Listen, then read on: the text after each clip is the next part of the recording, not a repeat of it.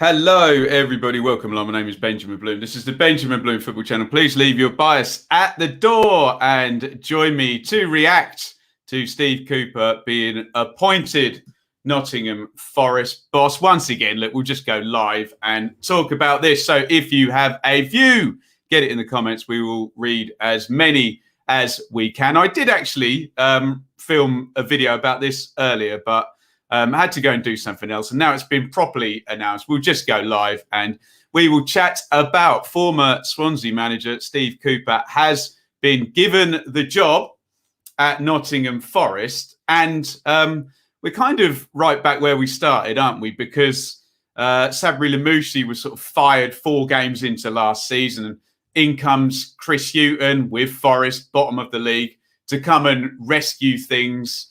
And he showed some signs of doing that last season. But ultimately, after the start to this season and that most recent defeat for Forest at home to Borough last week, Hughton left Forest where he took them. Now, we've all kind of been discussing and debating whether Forest is a very, very difficult job or whether Hughton had dropped off. I mean, that is kind of a moot point now because we've moved on.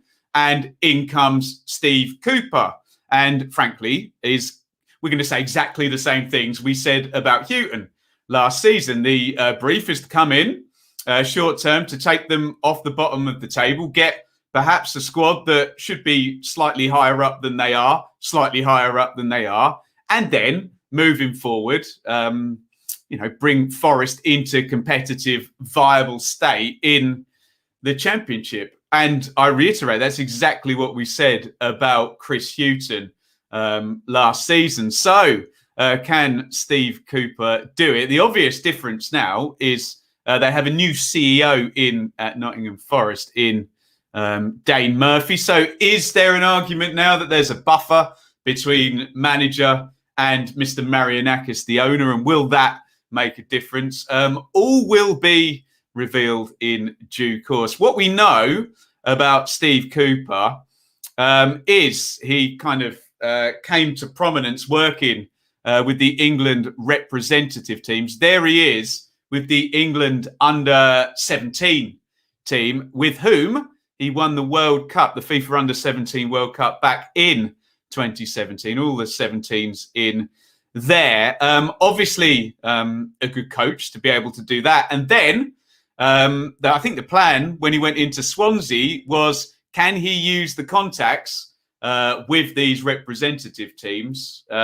Maybe bring in some of the players and maybe bring in new ideas from working on it. Well, look at that 11 down there. And the names that jump out, obviously, other than Sessegnon and Foden, Hudson-Odoi as big names, the names that really jump out are Gueye, Latabodier, Gibbs-White and Brewster, because all of those players Steve Cooper was able to bring in to Swansea. So contacts then, obviously, elephant in the room is that was 4 years ago now. And are those contacts still a thing? Or are we now to speak of Steve Cooper and his experience as a Championship manager and that 2-year stint at Swansea, which he's kind of ring-fenced by leaving, and that is that, and that is done. And it was a 4th place finish and a 6th place finish. We have some idea that Forest had to pay compensation as well. So it doesn't look like a straightforward gardening leave type thing. I haven't read Steve Cooper's employment contract from Swansea. I'm sure neither of you or most of the people reporting on it, but we know that compensation was due and the contract was due to run to 2022. So you can look at that whichever way you like. Steve Cooper is a winner there because double bubble, frankly. He was due to be getting money. That's gone to Swansea. There'll be some kind of settlement, and now he's in at Forest. But all done. And look, I've heard 1.2 million. I've heard 500,000. We can have a look on the share screen in a minute and see what that says. Here are the 2 seasons at Swansea. Let me just remove my branding and you'll actually get to see the points total. And Forest fans will know all too well about the first season Steve Cooper had at Swansea, because they nick 6th place there on the last day of the season over Nottingham Forest. And I remember covering this at the time. It was that massive swing, wasn't it? There was a point where it needed a 6-goal swing and 3-point, whatever you want to call it. One team was losing, one team was winning, and it needed a 6-goal swing as well. And that is exactly what happened. Swansea getting in the playoffs, ultimately losing to Brentford in the semi-finals, built around that team you can see down there. And a few names that are not going to then be there the next season: Brewster, Selina, Gallagher, Rodden, Van der Horn are all not going to be there next season. But you can see, yes, of course, he inherited the likes of Grimes and Fulton, but a lot of those names sort of brought in. Woodman's there. He obviously brought through Cabango. Roberts developed well under him. And it's no harm having Andre Ayew at championship level, where he was a standout performer for Swansea. We should make mention of the fact that, yes, Swansea did have parachute payments, but were they in a position, or did their owners choose to exploit that advantage in broadcast money to the same effect as we have seen other teams do? No. We've seen the likes of McBurney and Dan James going out of the club. Not much spent coming back in, but these very, very good loan signings brought in by Cooper. And that yielded a 4th place finish the following season. You can see Jamal Lowe has come in. That was a actual signing for a fee. And then Guay loaned back again. Woodman back. Cabango developed. Bennett comes in. Ayew is still there. Dander's in there, notionally, I guess, from the who scored numbers there. But Conor Hourihane, in the end, ending the season in that midfield position. And look, 4th place finish, a loss in the playoff final. Yes, there was a drop-off from an automatic challenge into a playoff team for Cooper and Swansea. But look who finished above them in the COVID season without fans. It was 2 Year 1 parachute teams, Norwich and Watford, who blitzed it, both with over 90 points. And Brentford, who were an outlier. They didn't have the parachute payment, but year-on-year improvement, great recruitment, all those good things that we talk about. And that's who Cooper ultimately lost out to in terms of promotion up to the Premier League. Get your comments in on this one. We'll look at some in a minute. I will say my piece first. Let's just take a look over here. If I open up my Twitter, you will see Forest have announced this 32 minutes ago. So about 20 past 11 this morning. Nottingham Forest delighted to confirm that Steve Cooper has been appointed as first team head coach. You can see that deal's already been done because he's literally already on the training ground with them. Let's head to the Nottingham Forest website if we can. Let me just click a couple of buttons to take us in and see what the sort of statement is saying there on the Forest website. Forest delighted to confirm Steve Cooper as the first team coach. Cooper led Swansea to back-to-back playoff finishes, as we have mentioned. Liverpool Academy manager, we've already talked about it. It's England under-17 World Cup winner. We've mentioned all of that. Some quotes from Dane Murphy. Steve was our first choice as head coach, and we are delighted to have secured his services. Record of developing young talent is exceptional. I mean, I agree with that. Steve knows what is required to be successful in the Championship. Proven track record with Swansea. Define success. He didn't get them up, but was certainly successful in getting them in the playoffs. We have reduced the age of the squad over the summer. Steve is the ideal coach to blend a team, start us moving up the table, and a bit more there. He's going to do some interviews later, and we'll hear more from Steve Cooper there on. Get your comments coming in on this hire if you are watching. I know it's a quick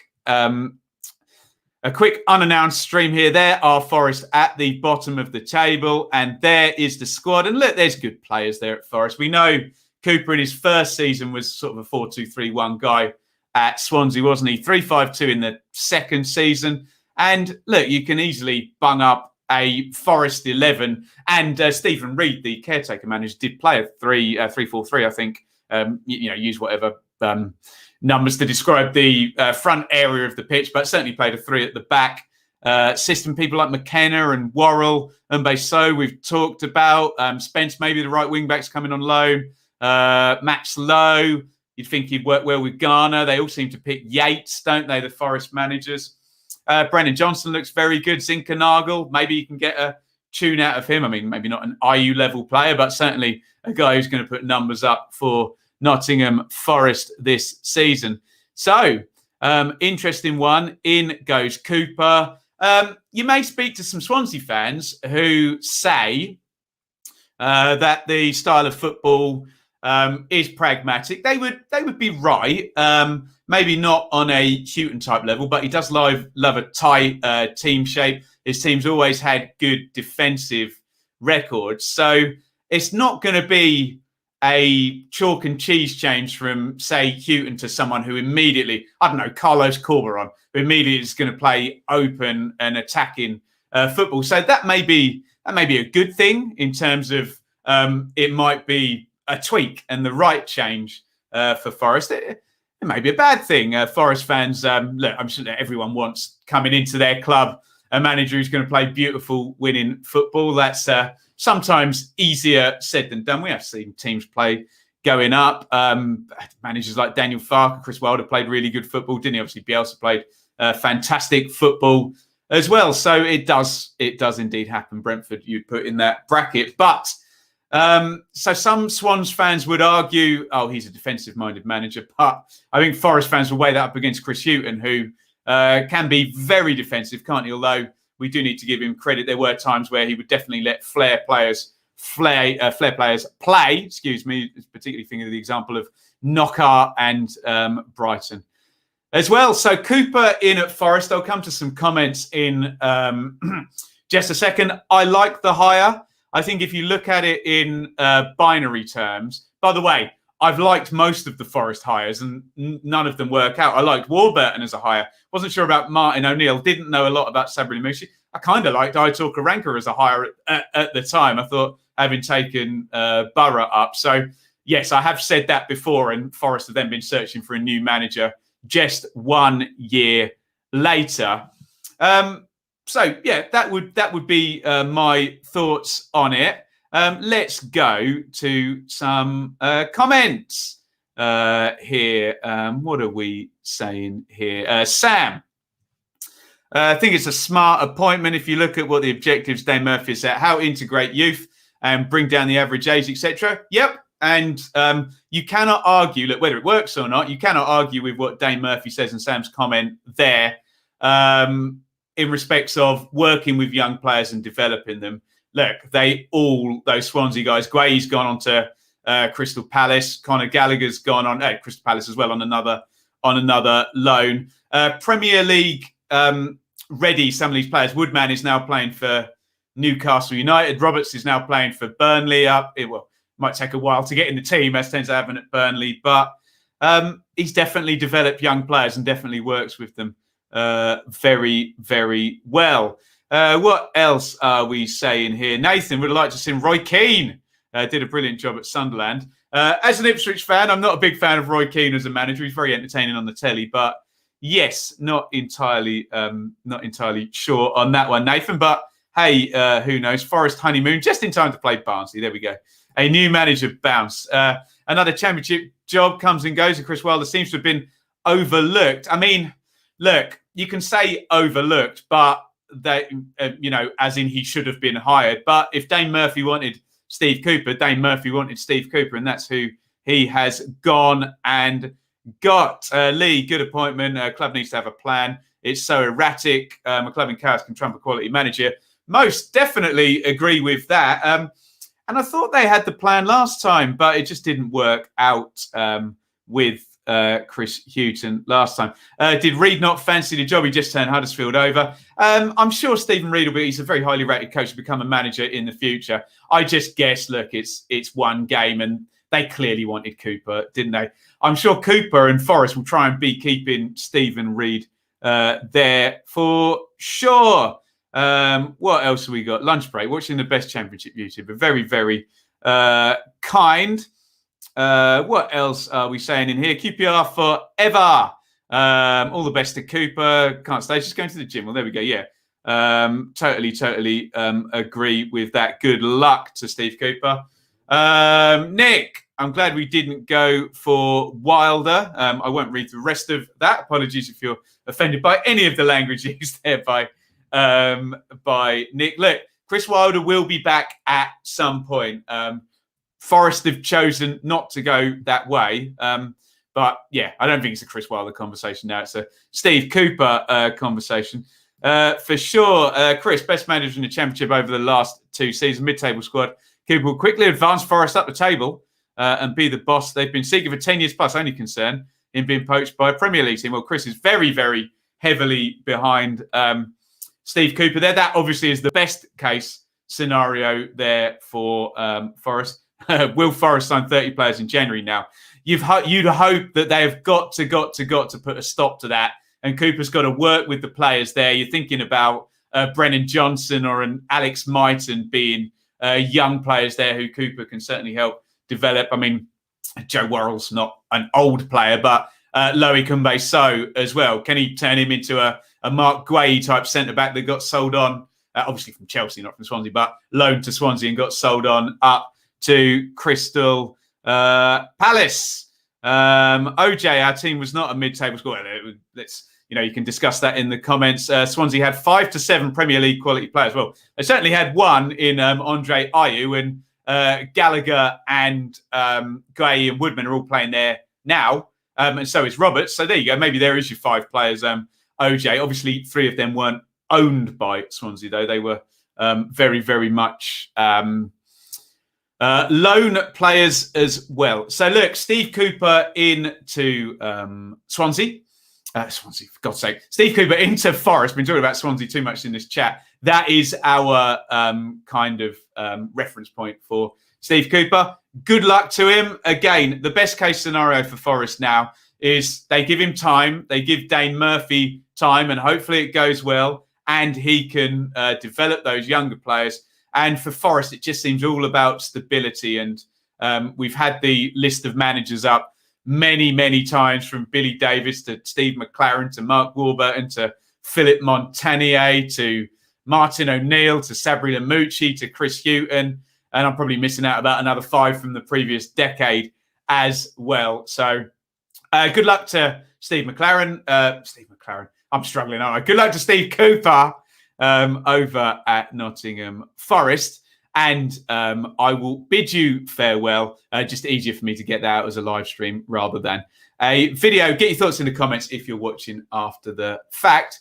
And it's a big over and out from me. Thank you so much for watching. If you enjoyed this video, please hit the like button to see more videos from this channel. Hit the subscribe button and to be notified every time we upload. Ring the bell for those notifications to come through on your device. If you really want to support the channel and me as a content creator, I will be eternally grateful if you head over to the merch store and grab something, or support over on Patreon, patreon.com/Benjamin Bloom. Thank you for your time. Go and watch another video.